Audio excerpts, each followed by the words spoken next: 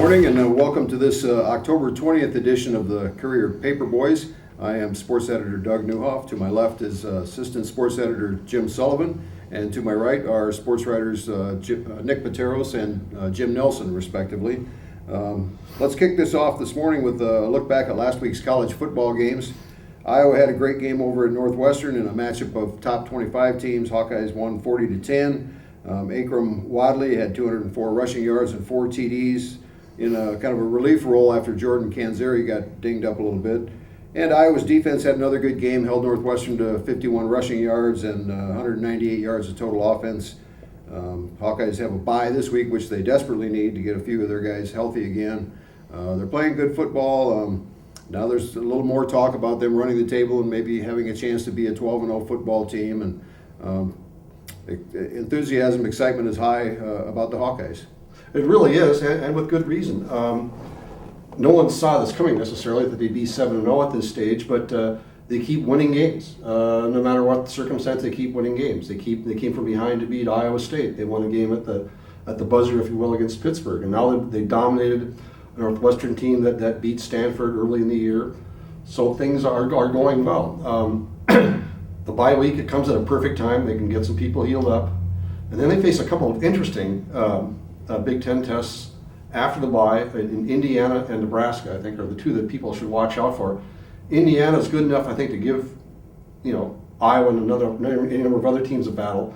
Nebraska, who knows where they'll be at this time of the year, but they finally got a win over Minnesota. So I think by that time of the year, who knows? Maybe they'll be in position to play for something and give Iowa a battle. But so far, Iowa fans have every reason to be happy and every reason to believe that the good times can keep rolling. I think the biggest surprise of this Iowa team is its depth. You look at the losses on the offensive line, they keep inserting new guys there, still can run the football, goes down on the defensive line, they're still strong defensively. I think going into the season, you saw, kind of how they finished last year with a disappointing bowl loss to Tennessee and not a lot of reasons for optimism surrounding the program. And then just a complete 180 turn. It's impressive. I don't think anyone sitting here would have guessed they'd be 7-0 at going into this bye week, before week 1. Yeah, pretty amazing that they were able to do what they did at Northwestern with C.J. Beathard is pretty banged up. I mean, you saw if you watched the game, he had a hard time kind of getting around a little bit. So a week is really going to help him. And then to run the ball the way they did without 2 of their starters from the beginning of the season was equally impressive. So good job, Hawkeyes, and we'll see how they do in the second half of their season, so to speak. Let's move on to UNI. Panthers lost a tough game to Western Illinois Saturday in the Unidome, 24-19. They opened the day by throwing a pick 6. Then they struggled to catch up for the rest of the day. They couldn't run the ball. Didn't really generate much offense, threw 2 interceptions. I think the scores from last Saturday might indicate that North Dakota State game took a lot out of both teams, because South Dakota went up to Fargo and put a pretty good beat down on the Bison too. So, Nellie, you were there Saturday. What did you see? You kind of wrapped it up there, but the offense just didn't get anything going the whole day. 7 of the UNI's points were, a pick 6 by DeAndre Hall. They had the ball on Western's half of the 50 several times. They had great field position and just weren't able to do anything with it the whole day.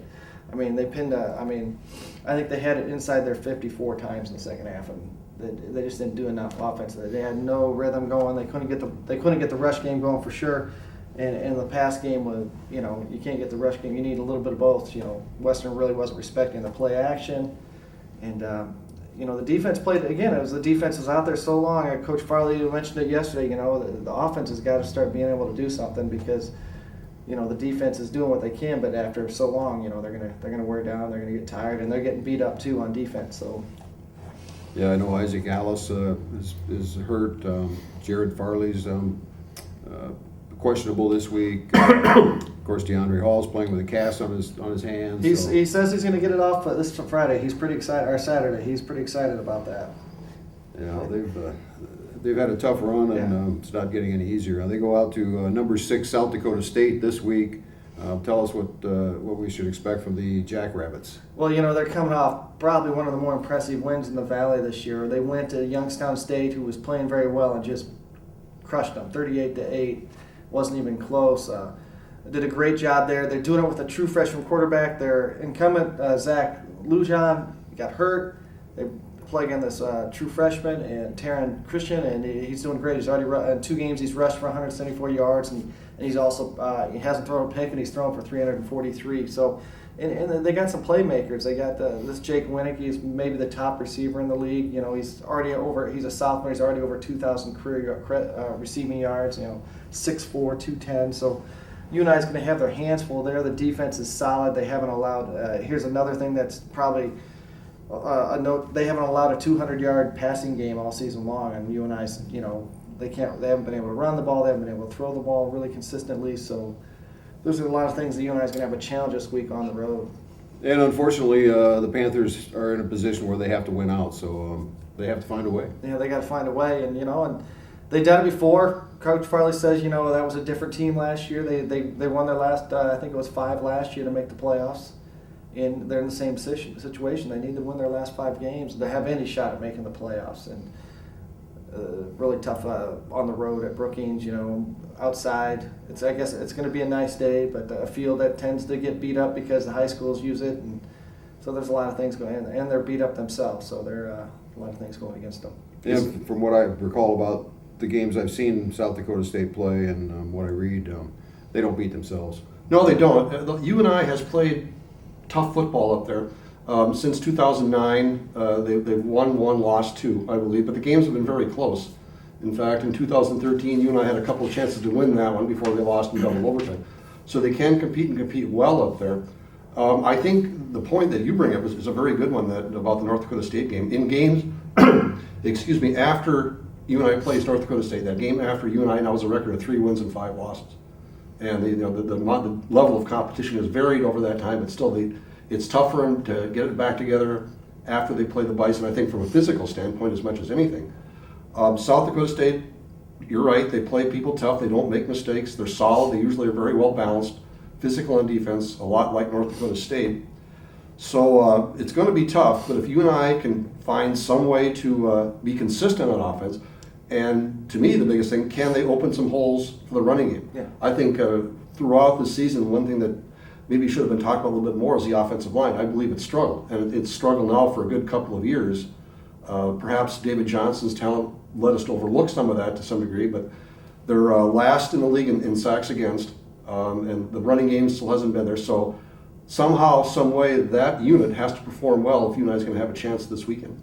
Yeah, I mentioned South Dakota's committed 2 turnovers in 6 games, so 2 interceptions. That's all they've had in 6 games, and they lead the league in turnover margin. Iowa State has another interesting test this week. They get to go to Waco and play number 2 Baylor. Last weekend, TCU beat the Cyclones. I think it was 45-21. 45-21. Yep. Another one of those games where Iowa State had some moments offensively, especially early, where they hung with them, moved the ball up and down the field, looked really good. But sustaining that for 4 quarters against these really explosive, high output offensive teams that they're facing seems to be an issue. It really does. A team like a TCU or Texas Tech now Baylor really doesn't let you come up for air. If you're constantly being faced with the pressure of scoring with them, and that's pretty difficult for a couple of reasons. One is they don't stop scoring themselves, and 2, they play just well enough defensively to stop you just enough to stay ahead, and 3, Iowa State has a problem finishing. They started off reasonably well against Texas Tech, although Richardson threw a pick early in that game that was costly, but they were in the game a little bit, 17-14, then the Avalanche started. Last Saturday, they had a great first quarter, tremendous first quarter. Then they started to taper off. They're still in the game at halftime, but they really needed, as Paul Rhodes put it the other day, a stop to start the 3rd quarter, and if they didn't get that, they needed an answer. Got nothing. They got neither one, and from there it was pretty much Texas Christian's game. That's a very talented team. They have a Heisman Trophy candidate in Boykin, and now it gets, they go from the frying pan to the fire, if you will, going down to Baylor, where they have the number 1 offense in the country, averaging a mere 712 yards a game, a great scoring offense, averaging a mere 63 points a game, and not a bad defense with an All-American in Oakman along at defensive end. It's interesting, Paul Rhodes brought up something in passing yesterday and Monday, this press conference, that they beat Nebraska a few years ago when no one expected to beat Nebraska by forcing 8 turnovers or getting 8 turnovers. And he said, you never know what's going to happen. And well, that's certainly true, but it may take 12 turnovers to make this game close. The numbers just don't add up well for Iowa State. Yeah, let's put the calculator to it. I mean, how many possessions does Baylor get in a game? And if they turned it over 12 times, would they still have enough possessions to score 15? Probably. Yeah. Oakman's an interesting subject too. Just read a story about him in Sports Illustrated. 6'9", 285-pound defensive end, and he breaks up a lot of passes just because he's so big and tall. And He seems like he's been around forever. When I was covering the Cyclones, I swear I covered at least 2 games where he played in. Yeah, he's good. The guy that's going to be blocking him, at least for the most part, is Jake Campos, who's not exactly tiny. No. He's, I think, clocks in at 6'7", 295. But he said this is one of the few times he'll face a guy who's bigger than he is, which is, it will take an adjustment. But he said the one advantage he may have is he can actually get underneath Oakman with his hands and try to get some leverage that way. We'll see how that works. Good luck. But yeah, well, that's another thing that's kind of a funny story. At the very beginning of his press conference, Paul Rhodes said that he entertained a recruit over the weekend, and the recruit asked him, well, who are you going to play this weekend?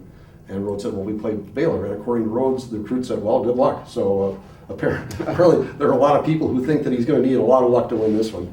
A lot of things have to go right. I mean, there isn't any question. And a lot of things would have to go right for any team in the country Yes. to go to Waco and win. And we're not just pinning this on No, they're Iowa really State. good. They are really good. They're going to be a tough out for any team, whether it's Ohio State, whoever. High school football, we're down to the final week of the regular season. A handful of playoff spots still up for grabs. A few other teams that will be fighting for a better position in the playoffs this week. Nick, give us a little bit of a rundown what's going on with our Northeast Iowa teams and where things stand. All right. Well, I guess first of all, we can start in 4A. Waterloo East and Waterloo West have both been eliminated. Cedar Falls is in. Kennedy and Jefferson play in the final week. If Jefferson were to lose and Cedar Falls were to be East, Cedar Falls would get the 3 seed from that district. Otherwise, Cedar Falls will be the 4 seed. You look in Class 3A, West Delaware has secured the 1 seed with their win last week over Independence. Independence will be the 2 seed, and Decorah the 3 seed. Waverly Shell Rock kind of has an interesting game with Charles City. If Charles City were to win that, there would be a 3-way tie for that last playoff spot, and it'd come down to point differential with the 3 teams, Waverly, Charles City, and then either Crestwood or Benton Shellsburg, battling it out on point differential. But Waverly has a 6-point edge already on average point differential, so I find it hard to believe that Waverly would get knocked out of the playoffs there in 3A. Class 2A, one of the more interesting districts has been this district with North Fayette, Dyersville, Beckman, Waukon, and New Hampton. Those are the 4 teams that will be in the playoffs.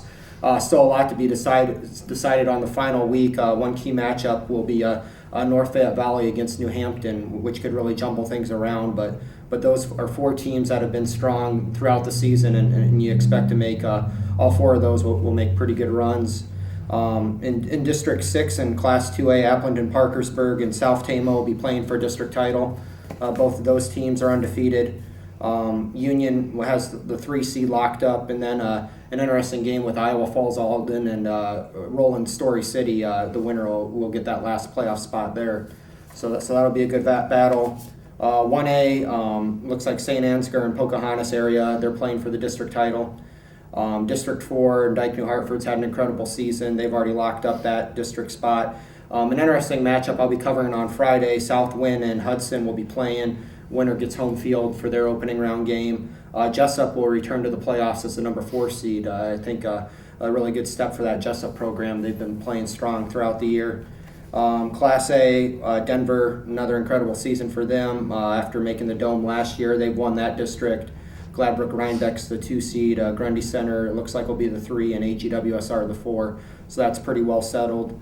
And in 8-player, Janesville and North Iowa are essentially playing for the district title there. Tripola has secured the 4 seed just for the fact that it's beaten any team that could catch it on the last week. So Tripola will make it into the playoffs. Turkey Valley's in District 4, and Don Bosco, has secured the district title there in their district. So that's a rundown of all our area schools. Yes, that's a lot of them. Yeah, that's a lot of them. Yeah. And really no big surprises there. I mean, we're talking about teams that have been in the playoffs the last few years and continue to be strong. So I'm going to ask you, when's the last time Jessup's been in a playoff? I should have looked that up. I'm not sure on Jessup, but yeah, I think it's been a little while for them. Another interesting story to me, excuse me, is happened in Parkersburg, if only because they started off the season losing, I think rather handily to Dayton New Hartford, which is no disgrace, obviously, but still they lost. And they're behind, I think, 13 to Columbus by halftime of that game. Came back and won that, and it's been they've been lights out ever since. So I'm not sure what exactly happened there in the locker room at halftime of the Columbus game, but give Alex Pollock credit for guiding that team back to a solid ground and getting them in the playoffs, and really they look like they're a pretty good outfit right now. Yeah, I saw that opening week game against Dike New Hartford, and they just couldn't move the football against them. Little did I know how good Dike New Hartford's defense really was, because they've shut everyone down. But Appleton and Parkersburg, since that Columbus game, even including that game, has been averaging over 50 points a game. And the thing that's kind of a little unique with them is they've been passing the football a little bit this year, which is something you don't traditionally see out of AP football teams. So I think they've probably thrown as many passes this season as they ever have. And our the first round of the high school playoffs, I believe, is a week from Wednesday, right? The 29th, is that right? I don't have a It's calendar. next Wednesday. It'll be 21st, 22nd, 20, yeah. Yeah, it'll be next Wednesday. They'll get right into Anyway, it. next Wednesday we'll get after it. And, I was close. And this will be the last year where 4 teams from the district will make the playoffs, and then next year the state will switch they'll realign the districts, and only 2 from each district will qualify. So that'll be also interesting to see how that kind of shuffles out. For some of these schools, it might be the last time they're in the postseason for a while. Okay, the Major League Baseball playoffs are in full swing. We've got the championship series in both divisions. Mets have jumped out in front of your Cubbies, Nick. 2-0 in the series behind some really good pitching in New York. Now they're back in Chicago. Game 3 today. Yep. And the other series, Kansas City has a 2-1 lead over Toronto. Royals were pretty good at home. But Blue Jays had a breakout night offensively last night on their home field to kind of get back in the series. So have you guys seen enough to tell us who's heading for the World Series?